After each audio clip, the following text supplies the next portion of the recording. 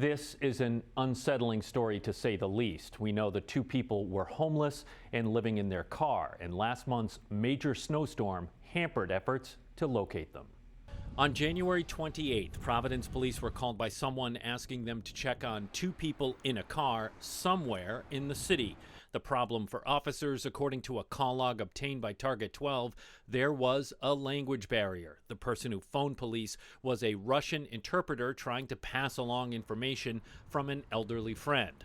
The caller said the woman had contacted her to say she was disabled in her white Kia Sorento and cannot get out. She also said her adult son had passed away and hasn't moved in 2 days. The call came in as Providence officials were struggling to dig out from a major storm that had dumped 20 inches of snow on the city 3 days before.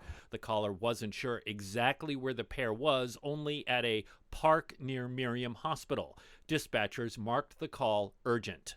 Providence Police Colonel Oscar Perez tells me officers scoured parks near the Miriam but could not find the car. To make things worse, they couldn't reconnect with the original caller either.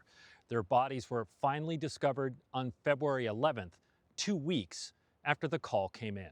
The car was found not in a park, but a parking lot outside the hospital. The two were later identified as 75-year-old Irina Kozov and her 49-year-old son, Stanislaw.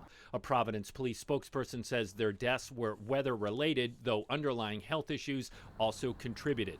The log notes police were told the two had been homeless and sleeping in their vehicle for a year. A day before the call, dozens of volunteers had fanned out across the state for the annual point-in-time count, a federally mandated census on the number of homeless people in Rhode Island.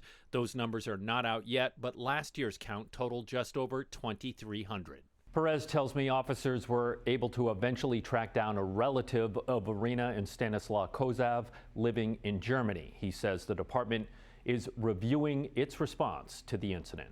With the Target 12 investigators, Tim White, 12 News.